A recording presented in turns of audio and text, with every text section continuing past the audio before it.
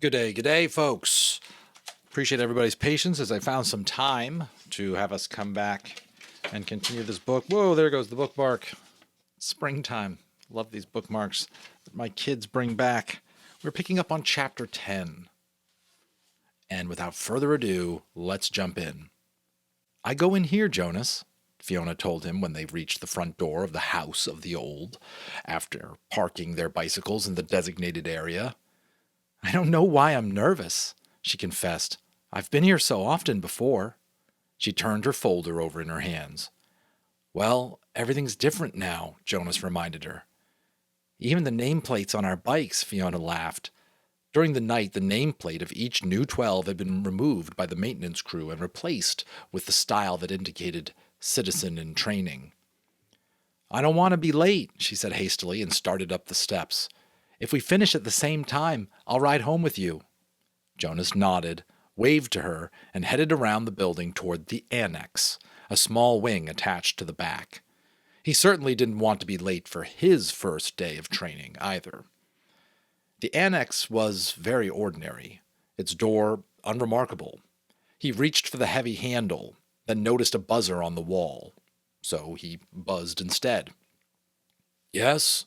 The voice came through a small speaker above the buzzer. It's, Jonas? I'm the new... Come in. A click indicated that the door had been unlatched. The lobby was very small and contained only a desk at which a female attendant sat working on some papers. She looked up when he entered. Then, to his surprise, she stood. It was a small thing, the standing, but no one ever stood automatically to acknowledge Jonas's presence before. Welcome, receiver of memory, she said respectfully. Oh, please, he replied uncomfortably. Call me Jonas. She smiled, pushed a button, and he heard a click that unlocked the door to her left. You may go right in, she told him. Then she seemed to notice his discomfort and to realize its origin. No doors in the community were locked. Ever. None that Jonas knew of, anyway. The locks are simply to ensure the receiver's privacy, because he needs concentration, she explained. It would be difficult if citizens wandered in, looking for the Department of Bicycle Repair or something. Jonas laughed, relaxing a little.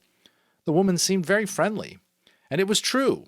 In fact, it was a joke throughout the community that the Department of Bicycle Repair, an unimportant little office, was relocated so often that no one ever knew where it was. There's nothing dangerous here, she told him. But, she added, glancing at the wall clock, he doesn't like to be kept waiting.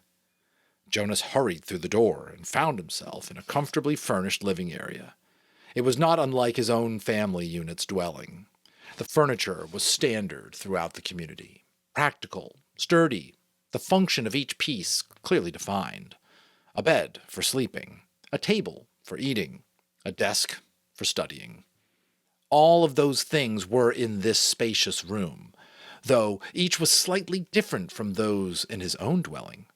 The fabrics on the upholstered chairs and sofa were slightly thicker and more luxurious. The table legs were not straight like those at home, but slender and curved with a small carved decoration at the foot.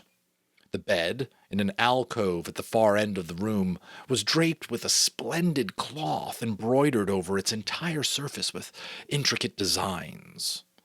But the most conspicuous difference was in books. In his own dwelling, there were the necessary reference volumes that each household contained, a dictionary, and the thick community volume, which contained descriptions of every office, factory, building, and committee, and the Book of Rules, of course. Just standard, regulated literature. These are the books that are in every home, and usually none others, right? The books in his own dwelling were the only books that Jonas had ever seen. He had never known that other books existed. But this room's walls were completely covered by bookcases, filled, which reached the ceiling. There must have been hundreds, perhaps thousands of books, their titles embossed in shiny letters. Jonas stared at them. He couldn't imagine what the thousands of pages contained.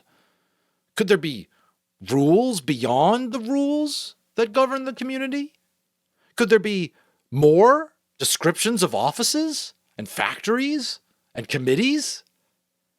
He had only a second to look around because he was aware that the man sitting in a chair beside the table was watching him. Hastily, he moved forward, stood before the man, bowed slightly, and said, "I'm Jonas." "I know. Welcome, receiver of memory." Jonas recognized the man. He was the elder who had seemed separate from the others at the ceremony, though he was dressed in the same special clothing that only elders wore. Jonas looked self-consciously into the pale eyes that mirrored his own. "Sir, I apologize for my lack of understanding." He waited, but the man did not give the standard accepting of apology response. After a moment, Jonas went on, "But I think," he corrected, reminding himself that if precision of language were ever to be important, it was certainly important now, in the presence of this man, "that you are the receiver of memory. I was only selected yesterday. I'm not anything at all. Not yet." The man looked at him thoughtfully, silently.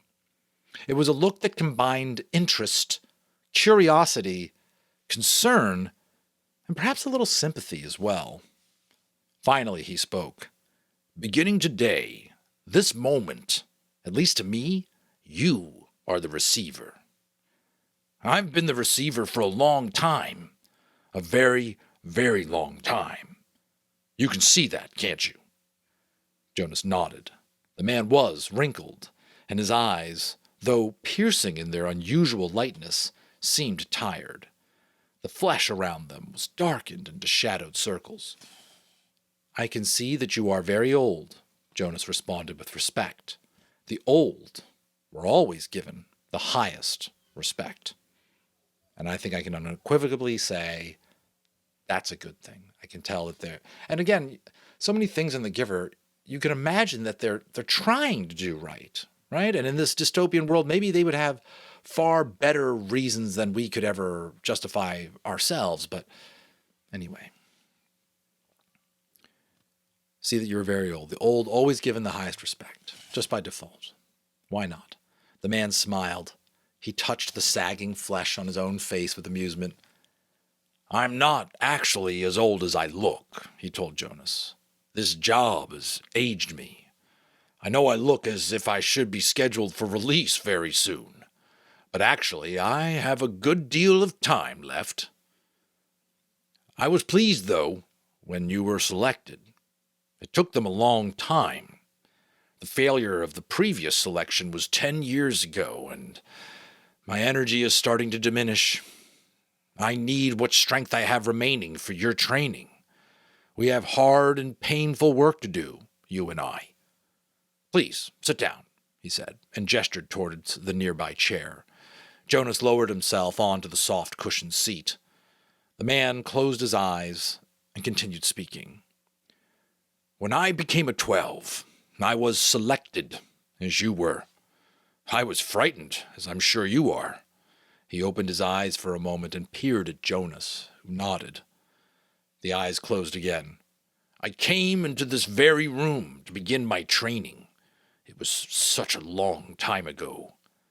The previous receiver seemed just as old to me as I do to you. He was just as tired as I am today."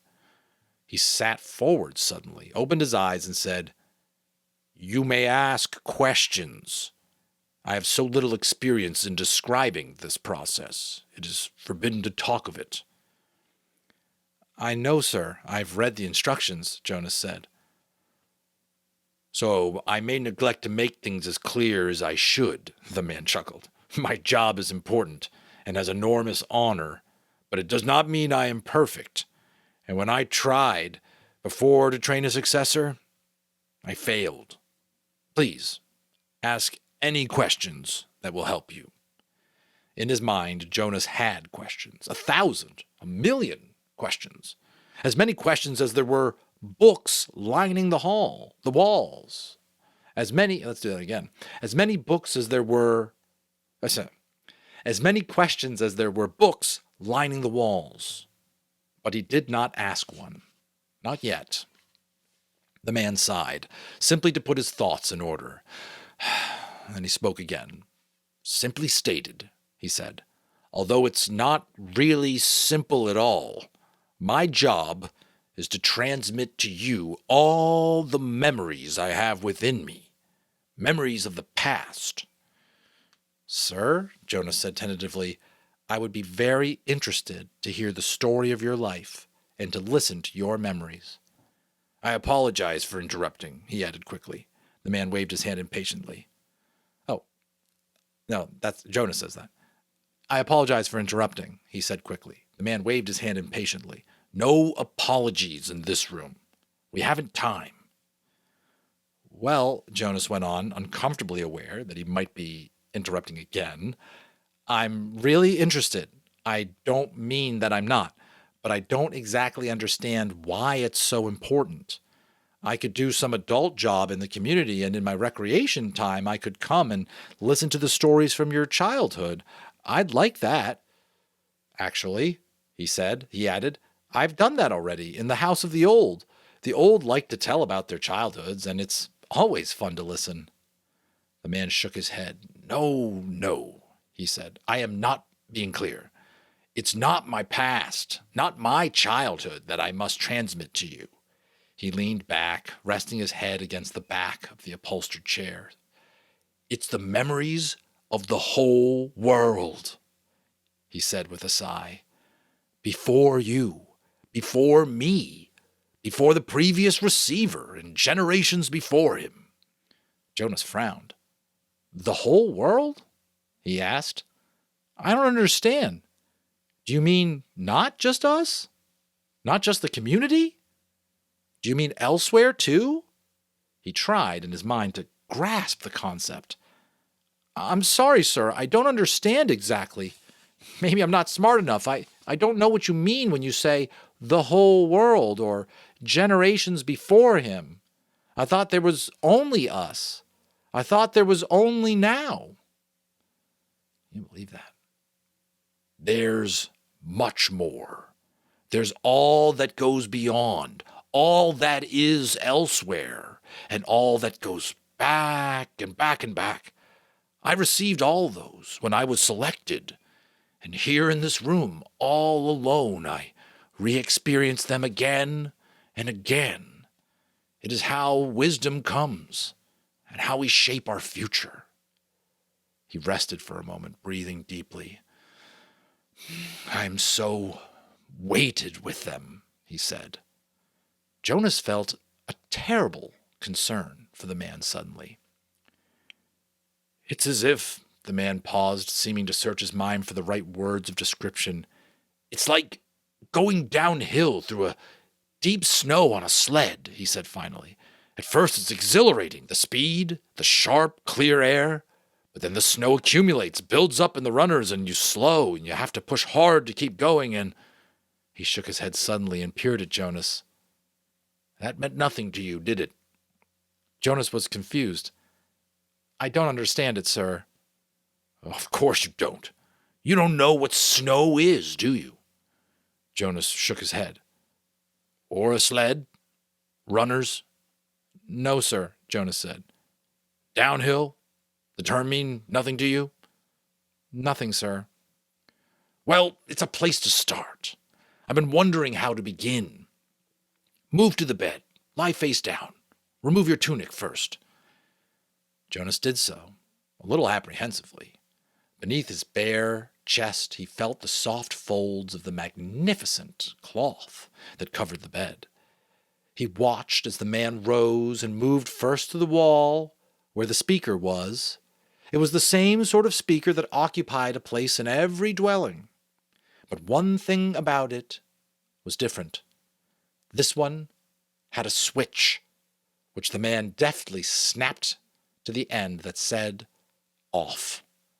So I don't recall if we caught that before, but yeah, Big Brother, the the leadership, they're listening in every household. We've also now just heard complete control and siloing of the information for the community. And I'm sure they'd say it's all for the betterment of the community. But should they decide that, Felt the magnificent cloth, snapped off. Jonas almost gasped aloud. To have the power to turn the speaker off? It was an astonishing thing. The man moved with surprising quickness to the corner where the bed was. He sat on a chair beside Jonas, who was motionless, waiting for what would happen next. Close your eyes. Relax. This will not be painful. Jonas remembered that he was allowed, that he had been encouraged to ask questions. What are you going to do, sir? He asked, hoping that his voice didn't betray his nervousness. I'm going to transmit the memory of snow, the old man said, and placed his hands on Jonas's bare back. Well, that's exciting, huh? Can't wait to hear what that memory is like. I think I've already given you a couple of bits of commentary I spliced in there. Thanks again for waiting and for reading along with me. Going to be exciting to see how Jonas goes from a person who totally accepted what was handed to him in terms of his circumstances in society and gets opened up to obviously what is a completely wider world. I mean, even this chapter revealed to us even more starkly just how deprived, I suppose you could say, of knowledge and freedom and so many other things Jonas and the average citizen really is. And so now we'll see how he reacts as he starts to open up his mind to all that came before all this stuff was regulated. I'm assuming that takes us back to sort of our time and opening up what that's like. And this is going to be great because we'll have a nice contrast between what he's remembering, how we live today, and some of the pros and cons of this society that he lives in now. All right. Thanks so much again for the support. We'll see you on the next one.